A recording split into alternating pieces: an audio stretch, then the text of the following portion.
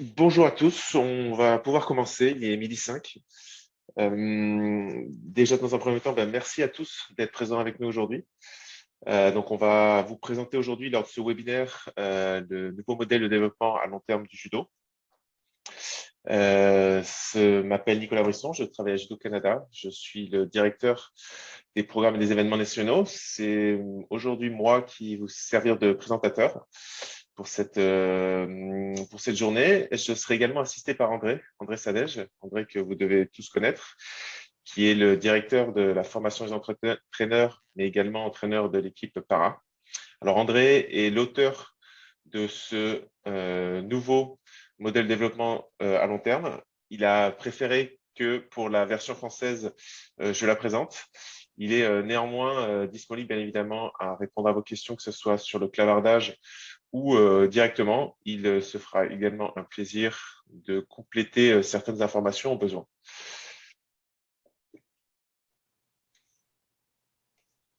Quelques petites informations à garder en tête pour ce webinaire. Donc, ce webinaire sera enregistré. Il sera disponible sur la chaîne de Dailymotion de Judo Canada. Je demanderai à tous les participants de bien vouloir s'enregistrer, si ce n'est pas déjà fait, avec leur nom complet. Cela nous permettra par la suite justement de pouvoir attribuer des points PNCE. Comme vous avez pu le remarquer, comme on l'a demandé, s'il vous plaît, restez avec votre micro éteint. Bien évidemment, le moment où vous aurez une question à partager, où vous pourrez vous réactiver votre micro. Il y a aussi le clavardage pour poser des questions. Donc, comme je l'ai mentionné, André se chargera d'y répondre. Et le moment venu, s'il y a une question pertinente ou du moins qui peut être partagée à tout le monde, elle sera faite. Et pour terminer, la présentation que vous voyez aujourd'hui sera disponible sur le site de Judo Canada.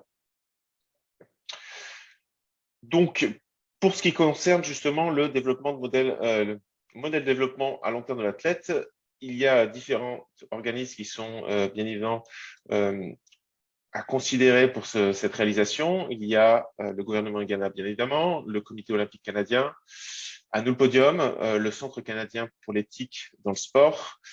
Le sport, c'est pour la vie, la Fédération internationale de judo et l'Association canadienne des entraîneurs. Nous avons aujourd'hui abordé différents points lors de cette présentation, les différents points justement qui constituent un petit peu le socle de ce nouveau document.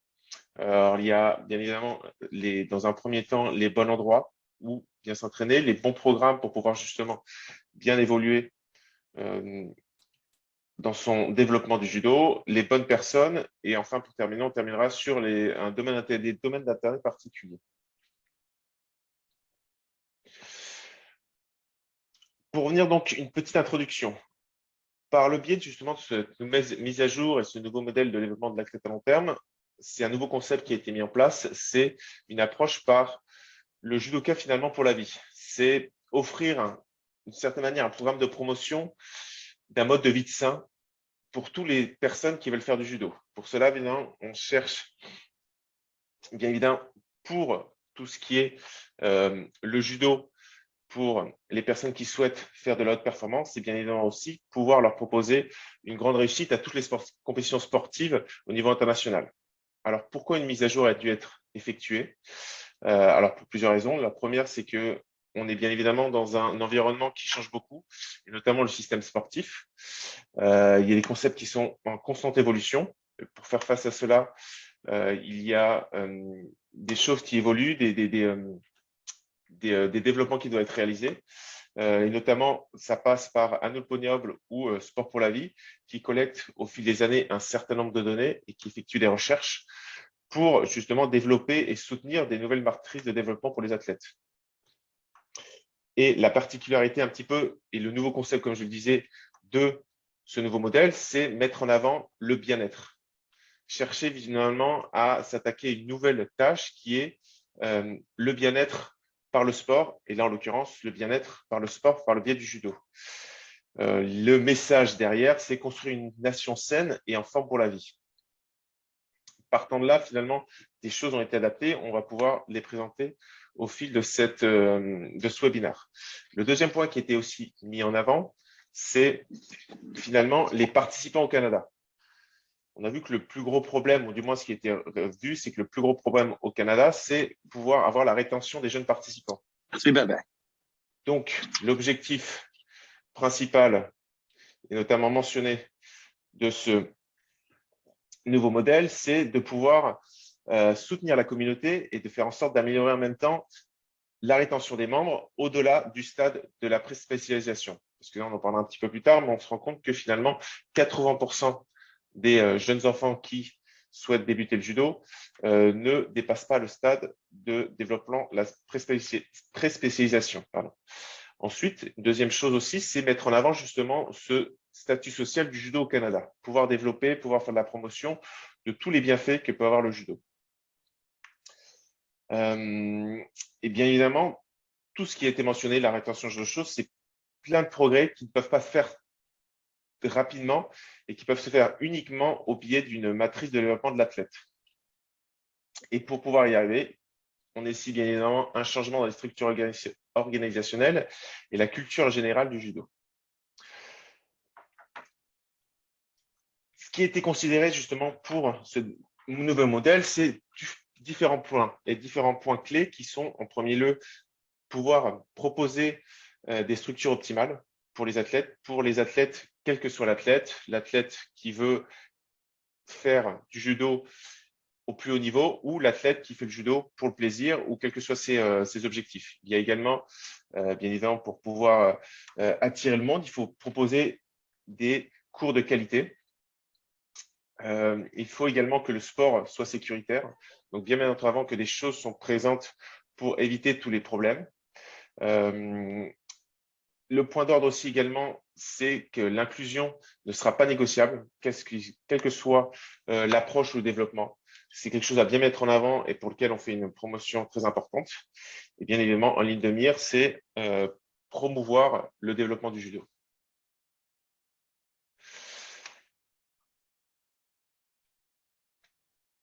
J'y arrive. Alors, toutes les notions qui sont dans ce nouveau modèle de développement à long terme, c'est des choses qui ne sont pas inconnues parce que finalement, c'est quelque chose qui a été résumé par le biais du poster Judoka pour la vie qui a été réalisé l'année dernière. Donc, c'est encore une fois quelque chose que vous avez déjà vu voir passer. Ça résume d'une certaine manière toutes les informations qui sont, enfin, une majeure partie des informations qui sont dans ce LTD. Donc, ça passe bien évidemment par les premiers stades qui sont enfants actifs, s'amuser grâce au sport, apprendre à s'entraîner.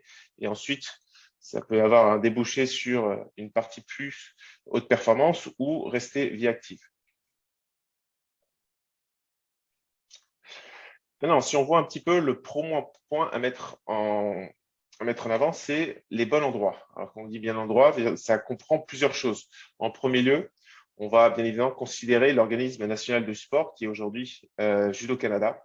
Donc, Judo Canada est à l'initiative de ce modèle développement à long terme de l'athlète, mais la mise en œuvre de ce modèle ne se fera pas seule et elle se dépendra fortement de la coopération, en premier lieu des associations provinciales et territoriales de judo, mais également des clubs. Alors, bien évidemment, ces deux auront des mandats et des missions complètement différentes.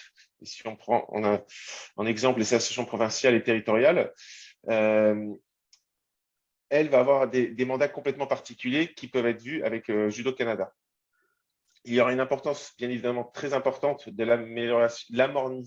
l'harmonisation des rôles et des responsabilités au sein de ce système pour que ce nouveau modèle puisse aboutir. Bien évidemment, le mot d'ordre est qu'il est préférable de travailler ensemble que de travailler de manière isolée. Donc, si on revient un peu plus en détail sur le rôle des associations provinciales et territoriales du judo, il est bien évidemment important de noter que c'est le lien direct avec les clubs de judo.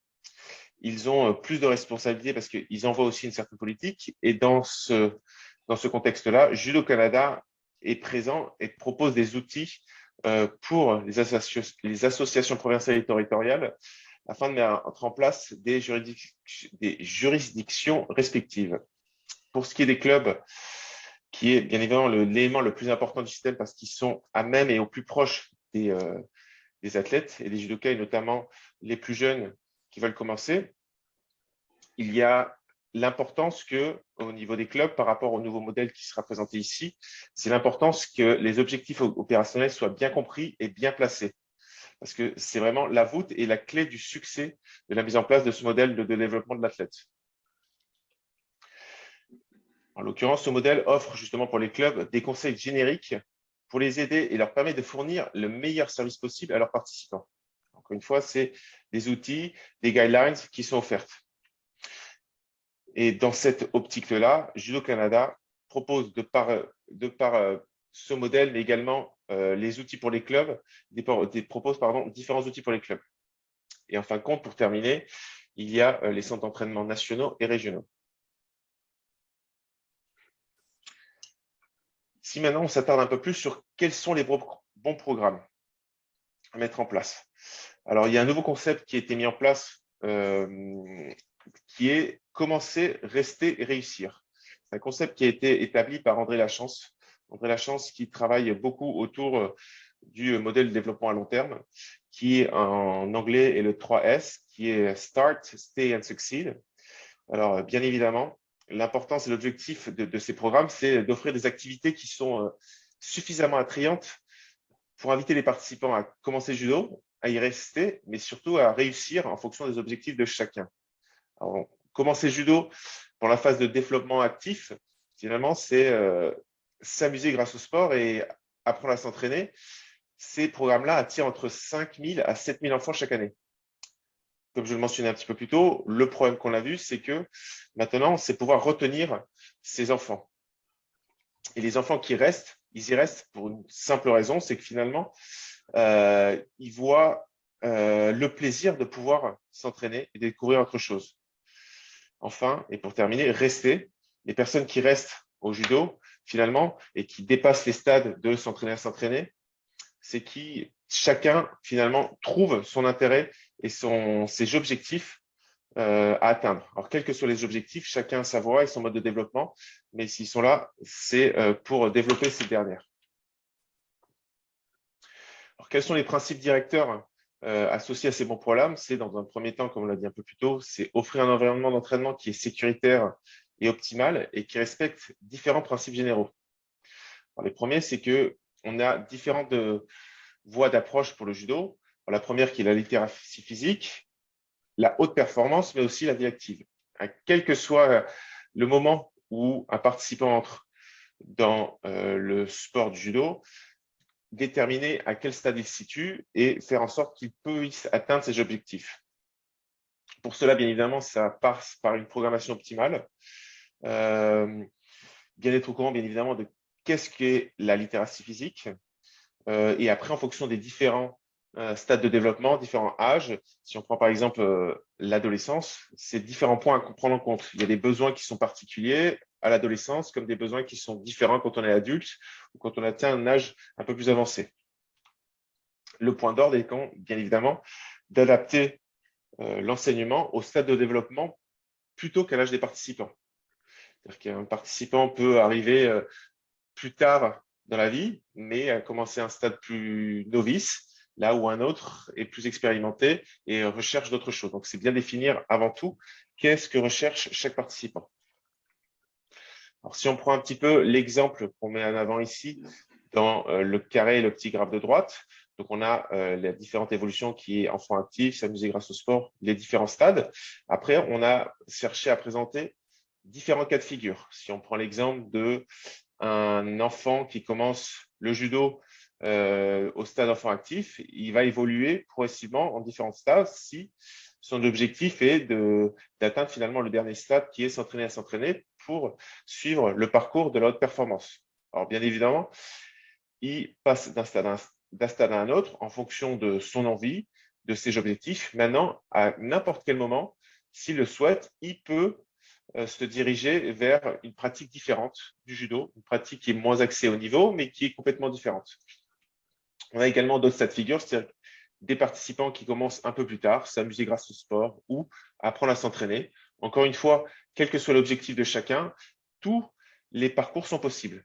Si un athlète ou un participant souhaite, quel que soit son âge, finalement s'orienter vers une performance, vers la haute performance, ça reste toujours possible.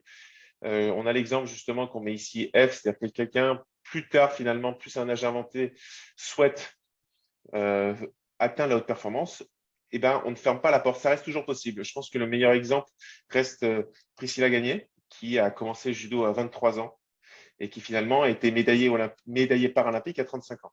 Donc, en fonction des capacités, des habilités de chacun, il est toujours possible de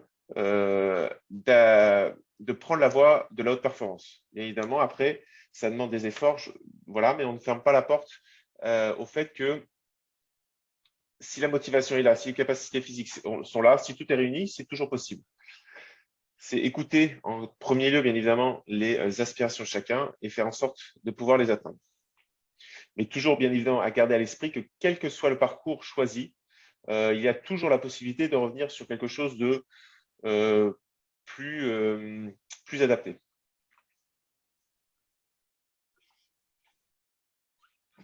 Si on revient maintenant un petit peu plus spécifique sur la première partie, les stades de développement de ce qu'on appelle pré-spécialisation, donc U8, U10, U12. Ce qu'on cherche en avant, c'est surtout la littératie physique. Alors, juste un petit rappel des définitions de ce qu'est la littératie physique.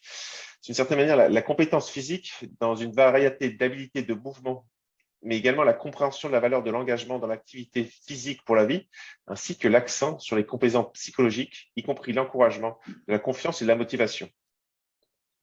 Alors, on voit également que dans ces phases-là, c'est finalement les phases qui accueillent le plus de participants.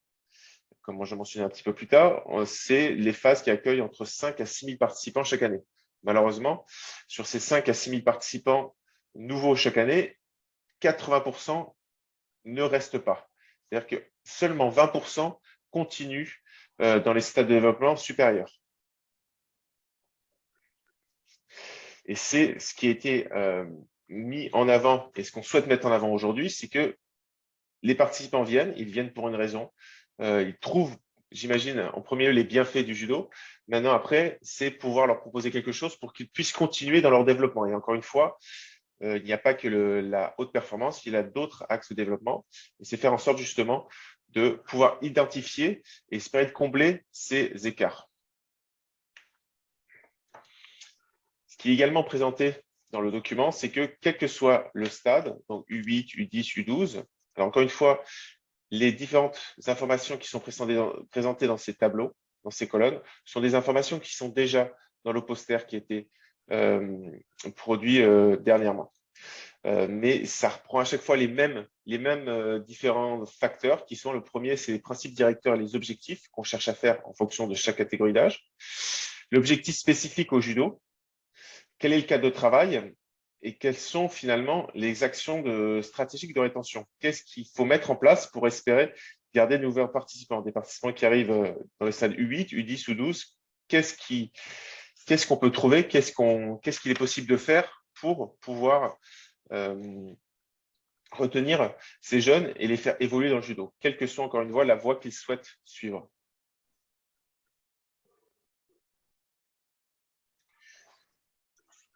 Maintenant, on aborde un peu plus tout ce qui est la haute performance. Donc, dans la haute performance, il y a 3 catégories, qui est la première, s'entraîner à s'entraîner, s'entraîner à la compétition et s'entraîner pour gagner.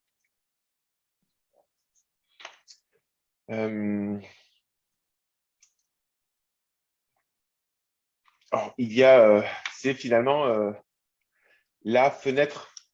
On parlait un petit peu d'étape avant qui était scindée avant, qui était la pré-spécialisation. Là, on entre vraiment dans ce qui est le programme de spécialisation, plus spécifique judo.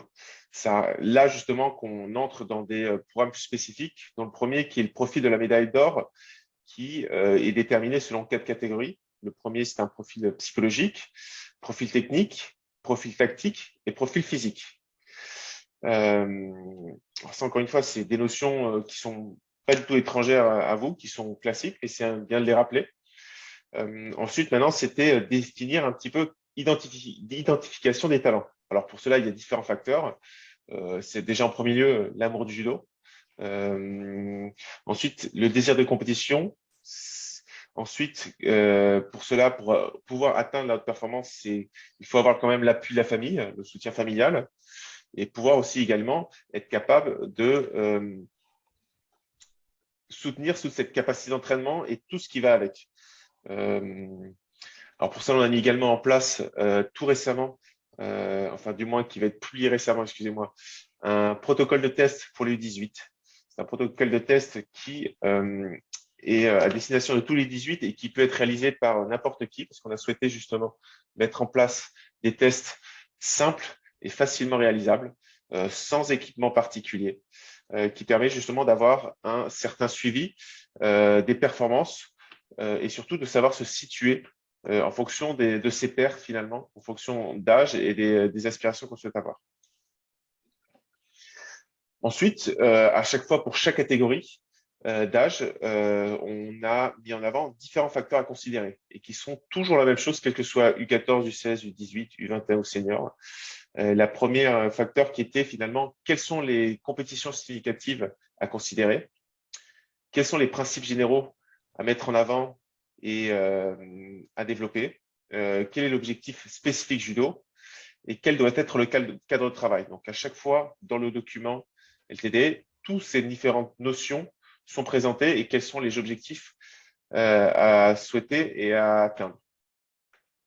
D'autres points qui sont également importants à considérer dans ces tranches d'âge et notamment les plus jeunes, c'est-à-dire U14, U16, U18, c'est tous les défis physiologiques et psychologiques qu'on peut avoir parce que ça rentre un petit peu en lieu, comme je disais un petit peu plus tôt, dans les besoins, notamment les besoins que peuvent avoir les adolescents, les besoins spécifiques ou les attentes ou les développements qui sont différents en fonction de l'évolution et de chacun.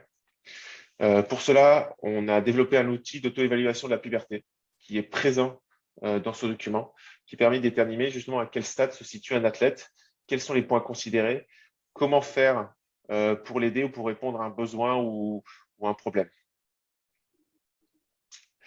Les choses aussi qui est à considérer dans ces différentes étapes, c'est que finalement, il faut considérer aussi la différence de volume et d'intensité dans l'entraînement. Et notamment l'importance qu'il faut accorder à la participation aux compétitions. Mais en avant que à ce stade, la réussite en compétition, ce n'est pas un facteur déterminant de la réussite future en compétition. Et je sais encore une fois, on part plutôt dans les premières phases qui sont s'entraîner à s'entraîner. Le but principal de la compétition, c'est surtout d'acquérir de l'expérience, mais également de tester une variété de stratégies, de techniques, de tactiques et se préparer mentalement à ça. Donc, c'est vraiment des phases, et notamment les premières, qui sont importantes, où il est important de reconnaître les athlètes qui font preuve finalement d'une passion et d'un penchant exceptionnel pour le judo. Ça, on permet de pouvoir définir quels sont les différents facteurs. Alors, si on va un peu plus dans le détail, la haute performance, s'entraîner à s'entraîner. Donc, je mentionnais un petit peu, on retrouve un petit peu les mêmes facteurs. Le premier étant principe directeur et objectifs généraux. Donc, si on se situe pour les U14, à cette tranche d'âge, il y a vraiment le point de la maturité biologique qui est complètement différente. Elle dépend à la fois de la pointe de croissance soudaine, mais également de la maturité biologique de l'enfant et non de son âge chronologique. Donc ça, c'est des points vraiment à considérer. Dans ces tranches d'âge, finalement, il y a des fenêtres optimales pour l'entraînement et pour l'apprentissage des compétences. Elles sont différentes chez les hommes et les femmes. Si on va considérer la première fenêtre chez les femmes, elle se situe entre 8 et 11 ans, là où chez les hommes, la première finale d'apprentissage se situe entre 9 et 12 ans. Donc, un peu plus tard. Pour ce qui est de la deuxième fenêtre d'apprentissage, c'est les femmes, c'est entre 11 et 13, là où chez les hommes, c'est entre 12 et 15. Donc, encore une fois,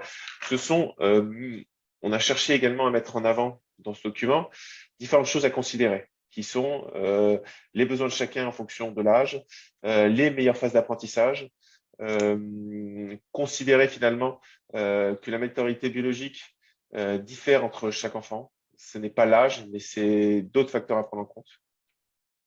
Maintenant, si on se situe un peu plus dans la catégorie d'âge U16, là, ce qui est primordial, c'est la santé et le bien-être des athlètes et non les objectifs des compétitions. C'est une tranche d'âge qui fait face à beaucoup de choses, dont les besoins sont variés, dont dont il y a beaucoup de changements. Donc, c'est avant tout, comme on dit, la santé et le bien-être qui est primordial. C'est aussi une tranche d'âge où il faut faire attention au surentraînement. C'est-à-dire que les athlètes ont tendance justement à vouloir en faire plus. Et pour éviter tout cela, il y a un suivi qui est très important à faire. C'est souvent aussi les étapes où on fait face finalement à ce premier échec en fonction des objectifs qu'on se fixe. Les échecs peuvent arriver. C'est maintenant savoir les gérer, savoir les comprendre et faire avec. Et c'est notamment dans ces phases d'âge-là où les premiers régimes vraiment rentrent en compte. Donc, l'aptitude justement de prendre en compte des habitudes alimentaires qui sont appropriées en fonction de sa croissance, en fonction de ses objectifs, en fonction de finalement de ce qui fait plus de sens. Pour ce qui est des objectifs plus judo, on va vraiment axer sur le développement technique et l'acquisition de nouvelles compétences en matière de judo. Et ça doit être conforme au programme national des classements Q. Et là, je le répète encore une fois, et c'est vraiment un point d'or qu'on cherche à mettre en avant, c'est pas les résultats en compétition qui priment, mais surtout les valeurs d'entraînement et le suivi des progrès qui sont importants. Si on va maintenant un peu plus au stade de s'entraîner à la compétition. Donc, ici, les principes directeurs et objectifs généraux, c'est surtout faire attention aux poussées de croissance des athlètes, parce que pour certains, leur poussée de croissance n'est pas terminée, ce qui implique justement des questions à se poser au niveau des pertes de poids, ce genre de choses. J'en viens un petit peu sur le test physique du judo canvas. C'est dans cette tranche d'âge-là que ça doit être réalisé. Et c'est là qu'il y a les plus grosses gestions de poids et alimentation découvrir, chercher une alimentation adéquate. Pour ce qui est des objectifs plus spécifiques au judo, il y a la mise en place justement de volumes d'entraînement qui sont beaucoup plus élevés, l'introduction en règle générale de la musculation et du conditionnement, l'introduction de tout ce qui est les entraînements par intervalle, tout ce qui est la puissance aérobie, la capacité lactique, l'anaérobie. Ça, c'est les phases où c'est introduit en U18. C'est là où justement on affine aussi toutes ces spécificités techniques, tout ce qui est tachiwaza ou newaza.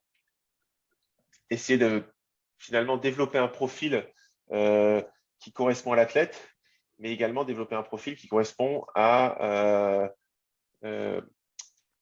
l'athlète, mais également en fonction des profils qu'il peut rencontrer en compétition. Pour tout ce qui est l'étape de s'entraîner pour gagner. Alors là, les principes directeurs et objectifs sont déjà dans un premier temps, on arrive vraiment dans une phase d'entraînement qui est beaucoup plus individualiste et qui est individualisée en fonction du moment dans la saison pour l'athlète, quel est l'objectif qu'il cherche à avoir, quel est l'objectif de sa saison, qu'est-ce qu'il souhaite développer. Donc, c'est vraiment plus de l'individualisation et un travail plus spécifique. C'est également l'athlète qui se fixe avec son entraîneur des objectifs personnels, que ce soit sportif, mais également de développement. Pour cela, justement, on va faire tout ce qui est l'aspect développement physique et également un poster qui a été développé sur tout ce que sont les normes de force et de conditions physiques. Donc ça, c'est un poster qui a été développé l'année dernière, je pense, donc qui, encore une fois, qui ne doit pas être inconnu. C'est dans ces phases-là et dans cette phase-là, justement, de s'entraîner pour gagner, où tous les athlètes sont amenés à être sensibilisés à tout ce qui est la manière de communiquer avec les médias, comment se présenter, comment présenter son sport, comment présenter son club, sa province, son pays. Et c'est aussi à cette phase-là, sur la fin, que finalement, les athlètes doivent préparer l'après-carrière. Qu'est-ce qui se passe, qu'ils doivent anticiper, qu'est-ce qui se passe une fois que la carrière s'est terminée et rentrer dans la vie active différemment et finalement voir le judo d'une manière différente. C'est-à-dire que passer sur finalement le cheminement haute performance vers le cheminement vie active. Et donc ça, c'est une approche qui est différente.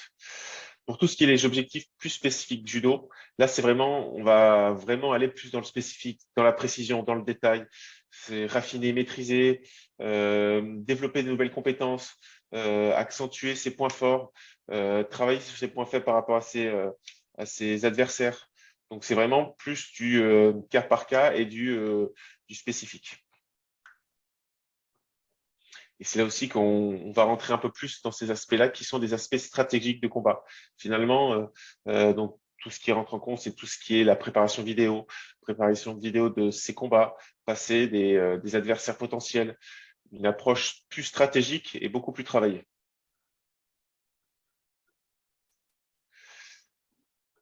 La dernière étape qui est en forme pour la vie.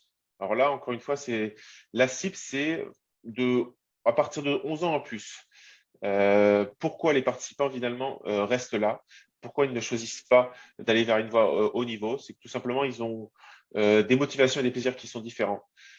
Pourquoi ils font du judo? Ils font du judo pour finalement garder cette interaction sociale, rester actif pour la santé, pour la culture finalement aussi, pour une philosophie qui est complètement différente. C'est-à-dire qu'il y a différents finalement différentes raisons pour lesquelles des personnes participent et restent sans aller dans une voie plus haut niveau. C'est comprendre, c'est vraiment essayer de comprendre quels sont les objectifs de chacun, essayer de leur donner les armes justement pour atteindre ces objectifs. Ça peut être, ils peuvent être divers et variés, ça peut être professeur de judo, ça peut être kata, ça peut être tout simplement rester actif, ça peut être redonner.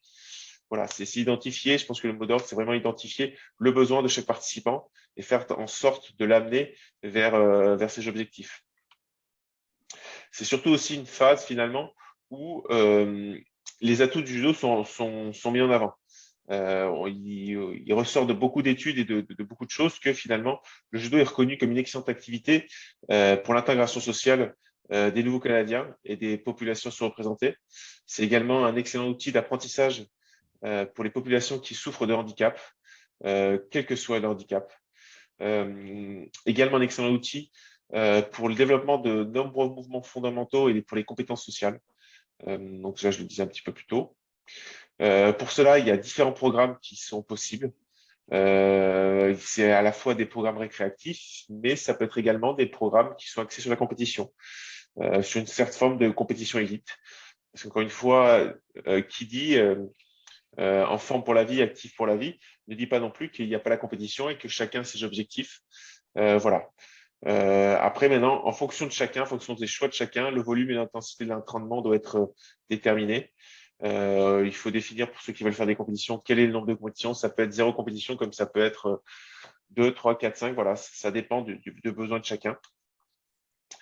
Et quels sont, par exemple, pour cette phase, en l'occurrence, quels sont les principes directeurs et les objectifs généraux?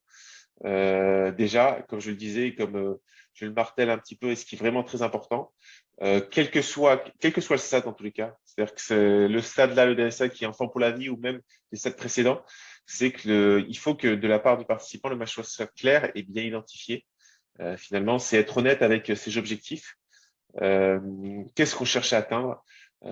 Qu'est-ce qu'on est prêt à mettre en place pour atteindre? Et encore une fois, qu'on soit tout jeune ou finalement qu'on cherche à s'épanouir différemment dans le judo, voilà, il faut que le message soit clair et qu'il soit bien compris par les professeurs, par les clubs et par le participant aussi des fois, tout simplement. Des fois, c'est avoir une discussion avec le participant. Comprendre bien évidemment que les objectifs de chacun sont différents. Et qui dit des objectifs différents, c'est savoir les suivre, ces objectifs, et les récompenser comme il faut. C'est pas uniquement des résultats en compétition qui doivent être finalement récompensés. Ça peut être autre chose. Ça peut être bien évidemment atteindre une ceinture, une étape, un apprentissage redonné. Voilà.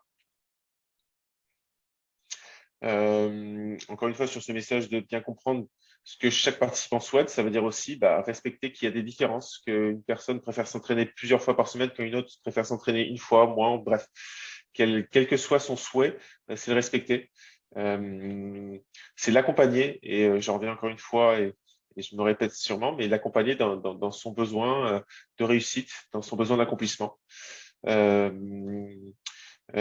Aussi, alors là encore une fois, c'est pour les athlètes qui ont un objectif clair aussi, mais c'est aussi aider et accompagner les athlètes qui finalement doivent ou n'ont pas finalement d'objectif particulier. C'est aussi les accompagner, c'est définir avec eux quel est l'objectif, qu'est-ce qu'ils souhaitent atteindre. Est-ce que c'est atteindre un grade au-dessus, atteindre faire une compétition, redonner ou ouvrir son club. Bref, c'est vraiment aussi accompagner finalement. C'est beaucoup plus comprendre, écouter et accompagner les participants. Et bien évidemment, encore une fois, comme on le disait au début, cette catégorie ou ce stade de développement, c'est à la fois de 11 ans et plus. Donc ça, on se rend compte que finalement, il y a, quel que soit l'âge et quel que soit le niveau de participation, il faut vraiment considérer celui-là pour proposer le meilleur cheminement possible.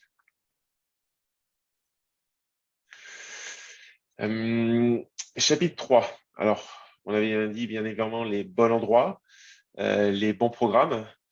Pour pouvoir les réaliser, pour pouvoir arriver au bout, il faut bien évidemment les bonnes personnes. Alors pour cela, il faut pouvoir faire la promotion que pour pouvoir donner les bons programmes, on a bien évidemment des personnes qui sont appliquées, des personnes qui sont impliquées dans ce programme, qui savent ce qu'elles font, qui sont prêtes à aider, qui sont là à écouter. Donc pour cela, bien évidemment, il faut des bons leaders, des bons entraîneurs. Il faut également des bons parents. Parce que finalement, des jeunes qui commencent le judo ou des jeunes qui veulent et qui aspirent à être champions, ça se fait dans un cadre complet. Donc, c'est pas uniquement des bons entraîneurs, c'est pas uniquement un bon leader, c'est pas uniquement des bons parents, c'est tout ça qui est réuni. Alors, pour cela, il y a divers outils qui ont été établis par Judo Canada pour s'assurer que les bonnes personnes euh, suivent des politiques. Il y a un code d'éthique aussi et que des protocoles soient suivis. Donc ça, encore une fois, c'est promouvoir le fait que finalement, votre enfant, le participant n'est pas laissé entre les mains de n'importe qui, il est laissé entre les mains de quelqu'un qui est expérimenté, qui sait de quoi il parle, qui est passionné, qui sait le cas échéant référer à la bonne personne. Voilà. Donc ça, c'est vraiment tout ce côté-là à promouvoir. Et quand on revient un petit peu au point de base qui était finalement la rétention, comment faire, comment appliquer les stratégies, comment réfléchir à comment pouvoir retenir les participants, c'est leur mettre en avant que voilà, il y a, c'est un sport qui est sécuritaire. Euh, il y a beaucoup de choses. Voilà. Il y a aussi un autre point qu'on met en avant, c'est que finalement, Judo Canada encourage la professionnalisation de ses entraîneurs. Il y a des exemples qui sont donnés par d'autres activités qui sont similaires au judo, qui démontrent d'une certaine manière qu'il est possible de gagner un revenu décent en enseignant le judo. En plus de ça, le fait d'adhérer à un entraîneur, d'adhérer justement et d'avoir son PNCE et d'entraîner justement, d'être entraîneur au Canada, ça offre différents avantages qui n'est pas offert vers jusqu'à maintenant. Pour en citer certains, il y a des conseils juridiques gratuits qui sont proposés. Il y a un programme d'assurance maladie et dentaire. Il y a de l'assurance responsabilité civile pour les entraîneurs. Il y a également des webinaires de développement professionnels qui sont proposés. Alors oui, Judo Canada en propose, mais également Cercle des entraîneurs du Canada en propose également. Alors de là, je vous inviterai plus à vous renseigner auprès du site internet des coachs professionnels agréés pour avoir plus d'informations sur ce sujet-là. Finalement, on va aller sur la dernière partie qui est finalement les zones d'attention spéciale. Alors, comme le logo le met bien en avant, c'est finalement tous ensemble. Hein. Et pour reprendre un petit peu ce qui était dit en début de webinaire, c'est que finalement, un programme, on peut avoir les plus beaux programmes au monde. Maintenant, pour pouvoir le mettre en place, ça repose sur beaucoup d'entités, beaucoup de personnes. Comme on l'a dit, les associations provinciales et territoriales, les clubs, Judo Canada, c'est tout ça et tous ensemble qu'on doit finalement aller vers nos objectifs et réussir ensemble. Donc maintenant, les zones plutôt d'intention spéciale, c'est les filles et les femmes dans le judo. On voit aujourd'hui que le judo 4 canadienne représente à peu près 50% de l'équipe nationale. Et c'est très important les résultats qu'ils font aussi derrière. C'est mettre en avant également tout ce qui est les Canadiens autochtones dans le judo. Aussi, les judokas avec handicap. Pour cela, justement, c'est avoir des entraîneurs qui sont formés et qui proposent des services adéquats. Avoir le fait aussi d'avoir des programmations, des principes généraux et des bonnes pratiques qui soutiennent le handicap, avoir des compétitions adaptées. D'ailleurs, cela, on est en train de développer, qui va être disponible bientôt, un programme justement de sensibilisation des professeurs, comment travailler avec des personnes qui ont un handicap. Pour revenir un petit peu sur ce qui était les femmes et les filles dans le judo, c'est la nécessité aussi d'améliorer l'implication des femmes dans le leadership, l'entraînement et l'adhésion, et dans d'autres domaines aussi. Aujourd'hui, j'ai mentionné un petit peu les autochtones dans le judo. Les membres autochtones aujourd'hui qui sont déclarés finalement, et ceux-là avant la Covid représentaient uniquement 2,5% de l'ensemble des licenciés, ce qui est très peu. On a estimé qu'il y avait une possibilité d'amélioration à 5%, donc de passer quand même, ce serait une augmentation de 100%, ce qui serait très bien. Donc c'est finalement des choses à considérer. On voit que justement dans ce domaine-là, il y a un travail vraiment considérable qui est organisé par certaines organisations, notamment dans le Yukon, dans le Nunavut de Saskatchewan. Voilà, il y a beaucoup de provinces qui œuvrent justement pour avoir plus d'implication et de membres justement de Canadiens autochtones. Si on revient un petit peu sur le côté des sportifs et des judokas handicap, j'ai mentionné un petit peu plus tôt, donc Priscilla Gagné, médaillée paralympique. Donc, bien évidemment, il y a beaucoup de judokas paralympiques qui s'entraînent et qui rendent fiers, Judo Canada, qui représentent bien les couleurs du Canada à l'international. Mais pour cela, bien évidemment, pour amener encore plus de judokas handicapés, il y a besoin de programmes de développement qui seront importants. Ces programmes montrer qu'il y a des possibilités, pouvoir communiquer sur ce sujet. Et notamment, il y a une énorme marge de développement qui est possible, notamment au niveau des déficients intellectuels. Et je le répète, on a développé justement un nouveau module de perfectionnement qui va être bientôt disponible en ligne, pour répondre finalement aux besoins en compétences d'entraîneur travaillant avec des participants qui sont handicapés. Donc, c'est un module qui va être dans les semaines, qui va être disponible, qui va permettre d'avoir une certaine certification, de pouvoir travailler avec des athlètes qui ont un handicap.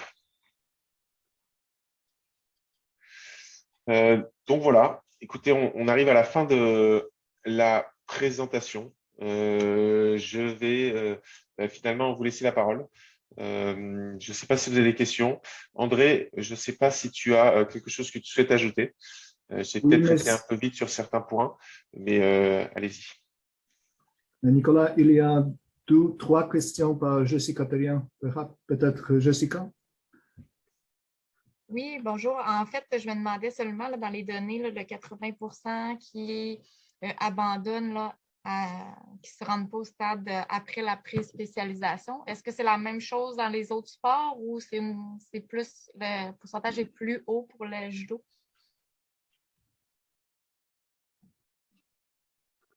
André, je ne sais pas si tu as la réponse par rapport à ça. Oui. Je ne suis pas confortable avec le français. Je vais répondre à l'anglais, OK, Jessica? Parfait. Oui, parfait. Nicolas, traduit, s'il vous plaît. Oui. So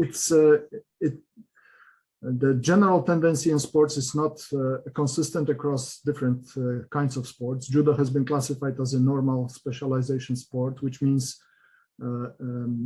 how is it determined by the specialists in the sport industry? They take the average age of people who are most commonly winning medals at the highest level at the World Championships and Olympic Games, which in judo happens to be between the age of 23 and 26. And they subtract 10 years from that time and decide that this is the time of specialization that we should concentrate on in our sport. Obviously, in judo, we have numerous examples of athletes who accomplished world-class performances in their late teenage years or even earlier, very few of them. But they traditionally do not come from countries with small populations as we have in Canada, in judo, with the exception of Nicolas Gill, who was exceptionally early at the world-class level. But it is not the same kind of principle that is being applied to across all of the sports. It depends on the specificity of the sport, at what time of life the specialization should happen. In sports where the majority of the performers perform much earlier at the world stage, like gymnastics, like some of the winter sports, as we can see right now, like diving, those sports specialization is happening much earlier than in judo. Does it respond to your question, Jessica? En fait, oui et non. Ben oui à une autre, mais je voulais plus savoir, est-ce que l'abandon chez les jeunes là, à l'âge de U12 était le même pourcentage de 80% qui est énorme? Est-ce que dans les autres sports, l'abandon est aussi fort? Nicolas, can you be...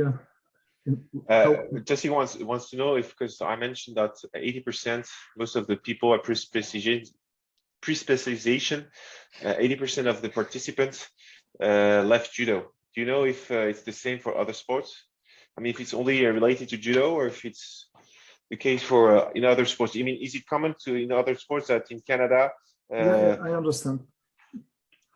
It is quite a consistent numbers across majority of the sports, that there is a significant dropout from sport participation in the early adolescent period, in the early puberty, and even greater in sports that start later. When the teenage time comes to an end, there is a significant dropout from the sports. I must add that this is a tendency in countries that are somewhat socio-culturally similar to Canada. So Western European countries have the same challenges as we face it in Canada. So it's not something unique to us. D'une certaine manière, pour répondre à la question de Jessica, c'est pas spécifique au judo. C'est d'une certaine manière, les autres sports ont à peu près la même problématique, qui est que 80% de leurs participants ont tendance à arrêter ou changer de sport ou quoi que ce soit après au stade de pré-spécialisation. André, do you agree? Oh yeah, oui. Merci, Okay, merci Nicolas. Oui. Did they find the reason? Did they find why? What is the main reason that these athletes or we don't know?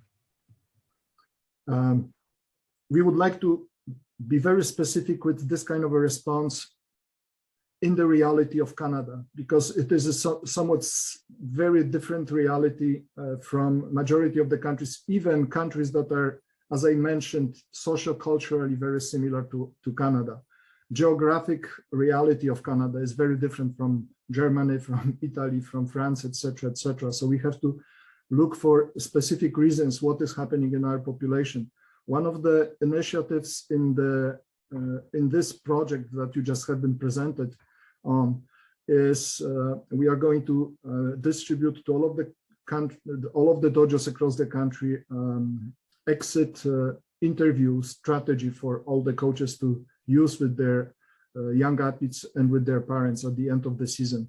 So we want to learn what are the main reasons why we are losing so many in our sport programs.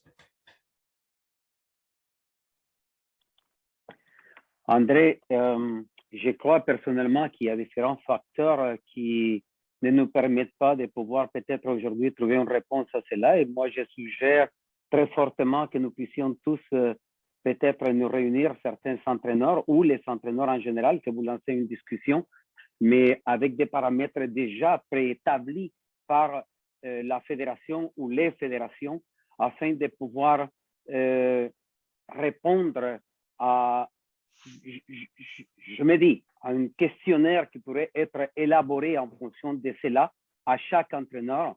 Quelles sont les raisons pour lesquelles nous perdons ces nombres des participants en judo en général? D'un autre côté, définitivement qu'il est évident que nous savons beaucoup des entraîneurs à travers la province et chaque province a sa façon de faire.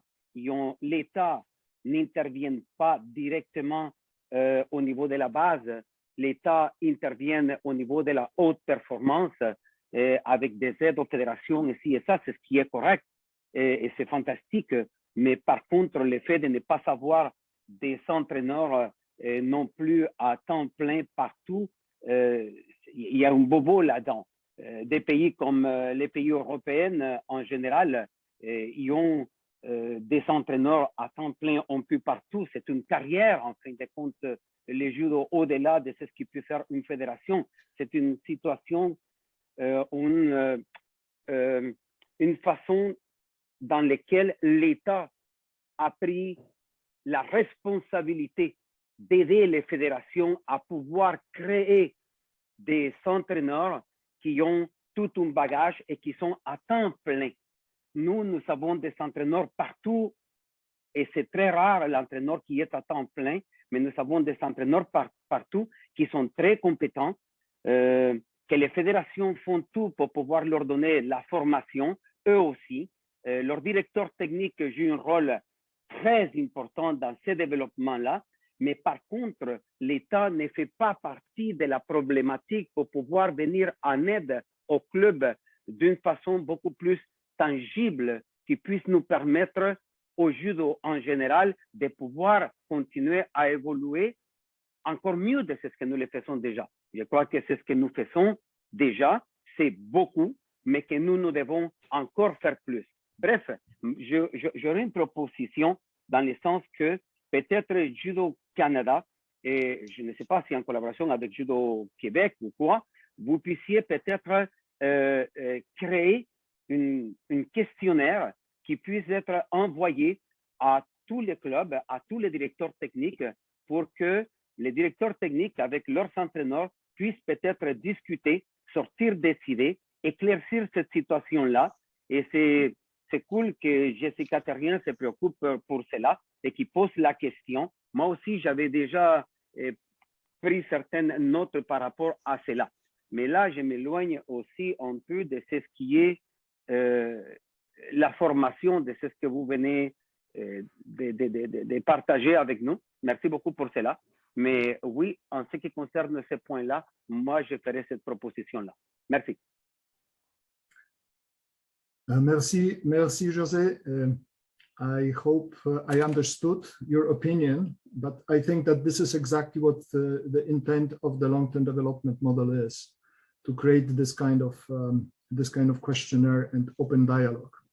Nikolai, did I understand Jose's opinion? Because that was very difficult to find a question there. It was just a proposal, which is great.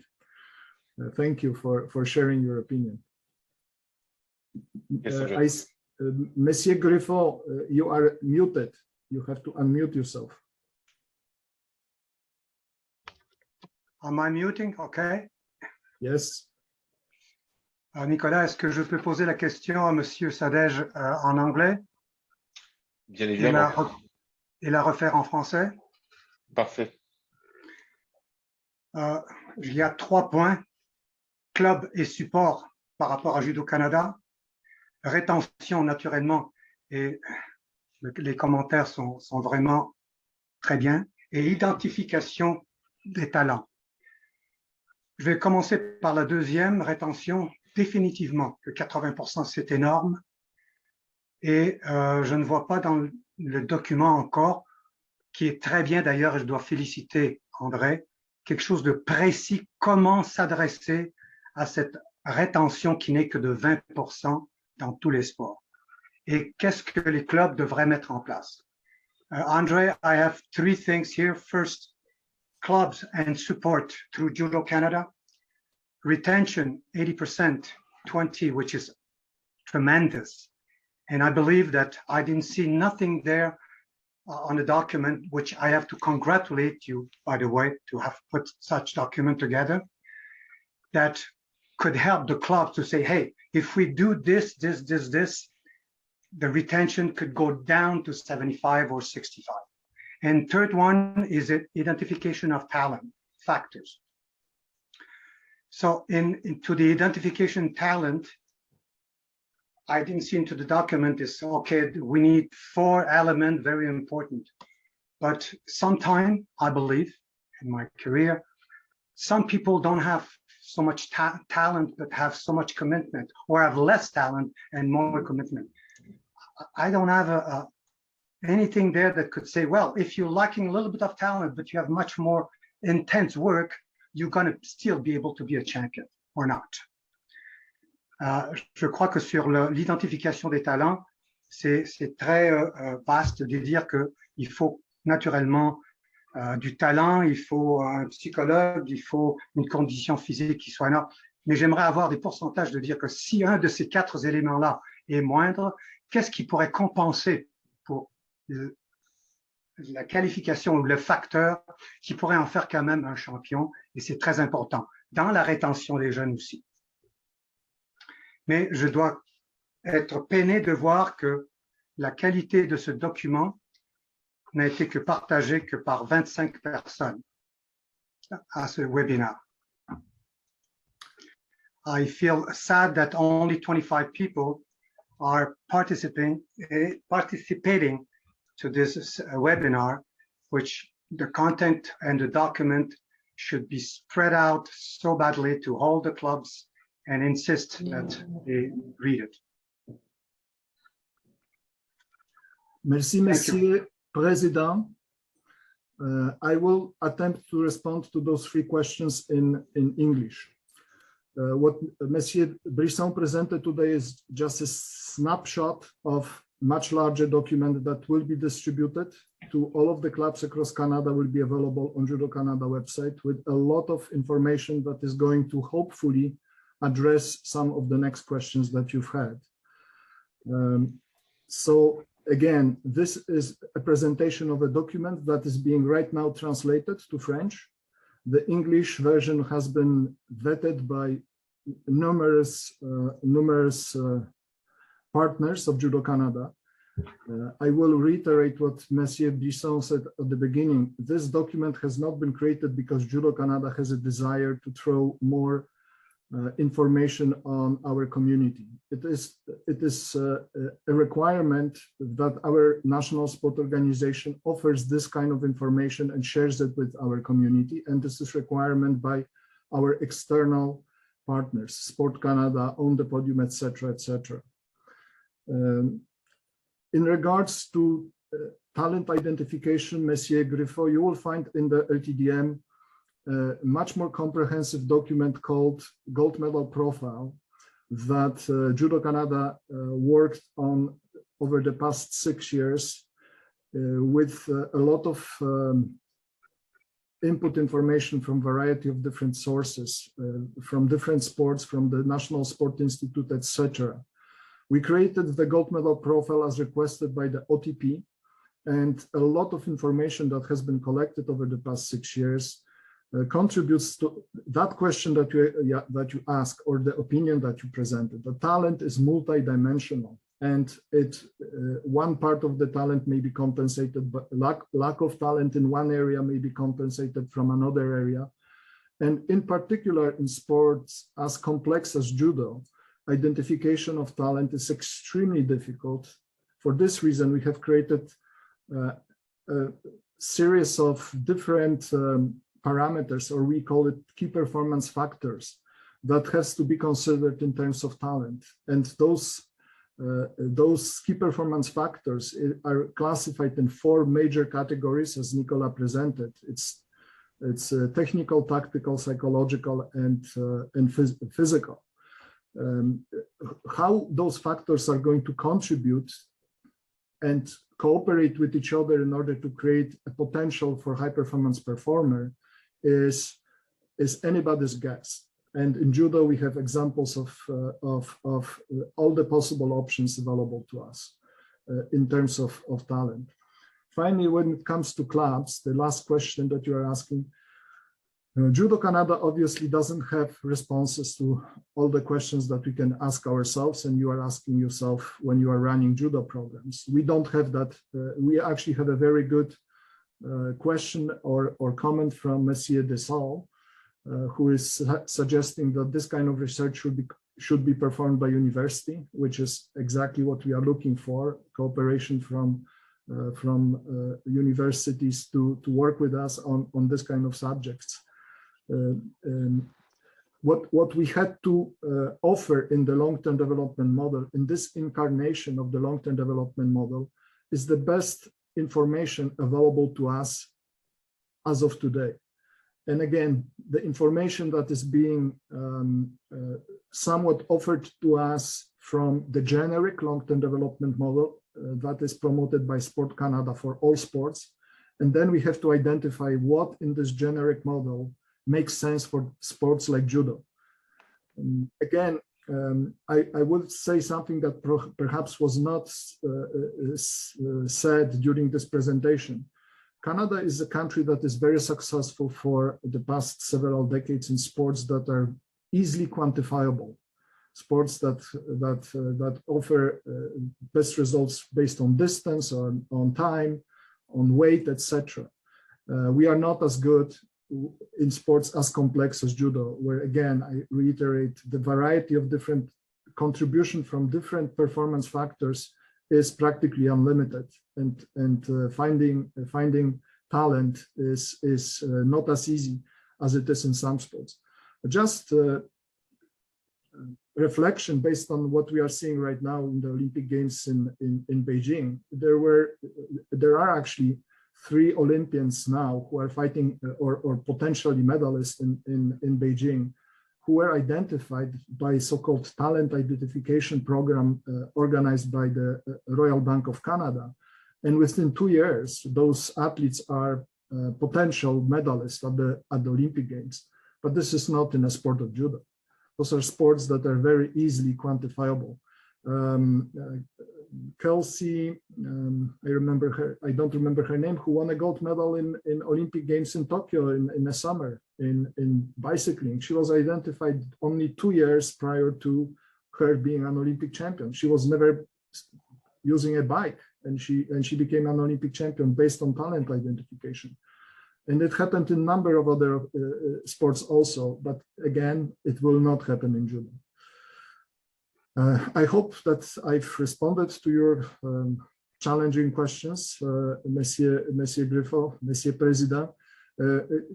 We all know those, and again, I must say this is a Francophone seminar only, because I wasn't comfortable delivering this kind of a message in French. I'm very grateful for Nicolas Brisson, who can do it so eloquently, and Judo Canada is actually lucky to have a new employee of his quality.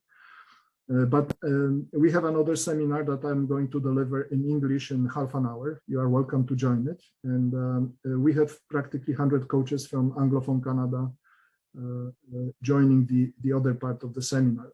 So it's not a bad number, 130 people total from across Canada interested in a new project, new program that is just being launched. That's the first time we are just communicating this information with the rest of our community. Monsieur Dessau, perhaps, Nicolas, you can ask Monsieur Dessau to actually comment or speculate further on what he suggested. Je pense pas avoir plus d'informations à vous donner, effectivement. Étant un ancien universitaire, je pense que ce genre de travaux-là peut se faire autant en recherche quantitative, donc d'aller chercher des statistiques sur la rétention des jeunes, sur leurs habitudes, sur leur comportement, mais aussi d'aller chercher peut-être des recherches plutôt qualitatives de type entrevue avec les jeunes, les athlètes et les moins jeunes, afin d'identifier qu'est-ce qui peut les aider à rester, qu'est-ce qui fait qu'ils participent à la grande famille du judo, qu'est-ce qui peut les décourager. Je pense que ce genre de travaux-là est déjà fait dans différents sports. Donc, on peut partir de certains principes, de certaines pistes de réflexion qui sont peut-être plus globales. Par la suite, c'est tout un univers, cette recherche-là, ce travail-là qui est fait. Je pense que les pistes soulevées par M. Griffo sont importantes. Par contre, il ne faut pas s'attendre à avoir des réponses à très court terme. C'est un travail d'envergure. Je pense que le judo est extrêmement sous-estimé comme sport et comme art martial au niveau de la population générale et du Canada, même au sein de nos institutions gouvernementales.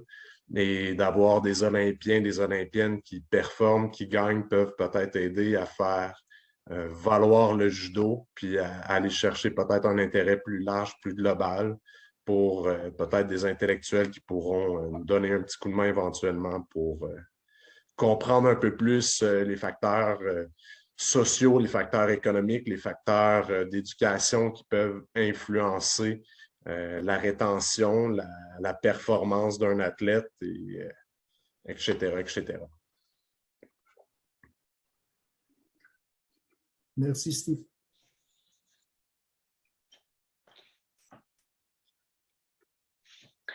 Est-ce que d'autres personnes ont des questions? Oui, moi, j'aurais une question, s'il vous plaît. Ben, deux questions en réalité. On parlait d'entraînement physique. Ça s'adresse un peu plus là, spécifiquement pour mon fils qui n'a pas fini sa croissance encore, mais qui cherche à vouloir s'entraîner, faire de musculation, ou qu'on pourrait avoir de l'information sur comment bien faire cette étape-là. Je réponds à l'anglais. Si? Oui. Yes. Actually, you can find information on physical training, not only strength training, but also conditioning on Judo Canada website in the toolbox for coaches. There was a presentation made by a strength and conditioning coach from the National Sport Institute Quebec. It's Alice Renaud-Roy, who is now employed by the Sport Institute, and she is a former national team member of Judo Canada. She offers quite an extensive information on what to do, how to do it, when to do it, and what we should pay attention to with preparation of young athletes. So that is one question. Also, National Certification Program obviously is focusing on this aspects, but again, we are using now in the National Team Program for coaches, we are using information that has been generated over the past 6-7 years by professional staff that is hired by the National Sport Institute Quebec. And we have strength and conditioning specialists who are working with our athletes for the past 7 years and generating a lot of information, generating a lot of new data that is helping us to understand better what is needed. So I suggest to look into the National Coaching Certification Program for responses. But again, the immediate information available to you is available if you go to Judo Canada website, the toolbox for coaches, toolbox for clubs, and on the bottom you find actually presentation that was done probably less than a year ago by strength and conditioning coach working for Judo Canada. By the way, there was a question from Jessica Terrien also about this PowerPoint presentation being made available, and it is going to be available on Judo Canada website immediately after this presentation is done. Did I respond, Philip, to your question? Yes, perfect, thank you.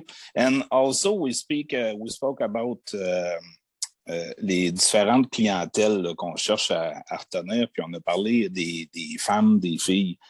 Nous autres, dans notre club, on vient tout juste de partir un nouveau groupe spécifiquement pour les femmes.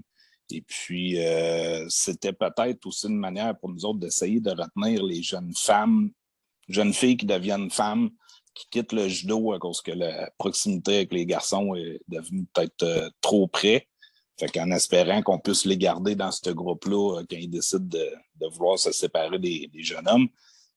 Mais est-ce qu'il y a de l'information ou de l'aide qu'on pourrait avoir pour supporter ce groupe-là? On a aussi des femmes là, qui sont dans début quarantaine qui trouvent peut-être des fois difficile de faire les chutes, de commencer le judo à cet âge-là. On nous demande d'introduire un petit peu d'autodéfense dans ce cours-là. Mais y a-t-il d'autres choses disponibles là, de littérature qu'on pourrait aller s'inspirer? Philip, if I understood your question, I hope that I respond again. There was a very well-developed webinar by Judo Canada on the differences between female and male athletes and what is needed in programs for males and female athletes.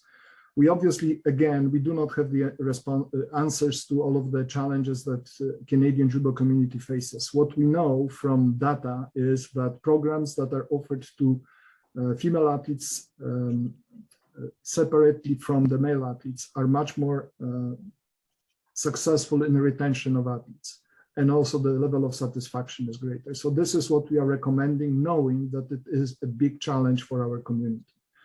What we know about the differences in psychological needs of female athletes and male athletes is that what female athletes need is acceptance at the emotional level prior to any other acceptance of anything. So prior to them seeing acceptance of their technical progression, physical progression, etc., they have to feel safe emotionally first, which is not the case with male athletes.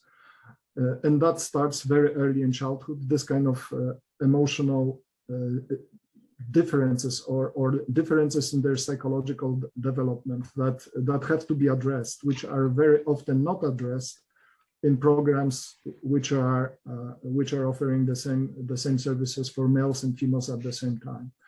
So again, we have suggestions, we do not have responses. Good, thank you. Je vois que Luc a la main levée. Je ne sais pas si Luc, vous avez une question. Nicolas, we will have to wrap up because we have the English coming shortly. Yeah, no, we'll take the last one from Luc. Et je traduirai en anglais. Peut-être sur l'aspect de rétention des jeunes. C'est sûr que la performance, c'est quelque chose d'important, puis la victoire, c'est quelque chose qui va leur donner le goût de rester. Mais le plaisir de faire du judo, le fun de retrouver les amis, le fun de s'entraîner, c'est quelque chose qui doit aussi être mis de l'avant et que j'ai peu entendu ce matin. What I was saying is that performance is very important, especially for young and victory and so on. But if we want to keep the kids and the teens coming back, the fun factor has to be important too. And I didn't hear it very much today. Thank you, Luke. I think that you are going to find more information on this particular subject in the document itself. And if not, you are welcome to actually communicate with me or Nicolas Brisson with this kind of attention to this particular subject. Obviously, we are very much aware that support on the social level, the social structure of the clubs that our athletes are members of, the emotional support, etc., etc. The so-called judo family aspect of majority of the judo programs operating across Canada is very important, and I think that aspect is well versed in the document itself. Perhaps it wasn't properly emphasized in this presentation. But again, if you find that it is not emphasized enough, feel free to contact me. And the long-term development model is not a tablet from ancient times, once written, never changed. This is a living project that is going to change and adapt and adjust and be adjusted in the future. And any good suggestions that you can offer, please don't hesitate to share with us. Thank you. Parfait. Écoutez, merci beaucoup pour votre participation aujourd'hui. Pour rappeler encore une fois, parce qu'il y avait une question pour les personnes qui ont participé aujourd'hui au webinaire, et c'est pour ça qu'on le demandait de bien mettre votre nom. On a un listing et du coup, les points liés au PNCE vous seront attribués par la suite. Encore une fois, merci de votre présence pour ce webinaire qui a lieu un dimanche. Donc, merci beaucoup. Si vous avez des questions, n'hésitez pas à écrire à André ou moi-même. On fera un plaisir de vous répondre. Écoutez, bon courage et bonne fin de week-end. Au revoir. Merci beaucoup.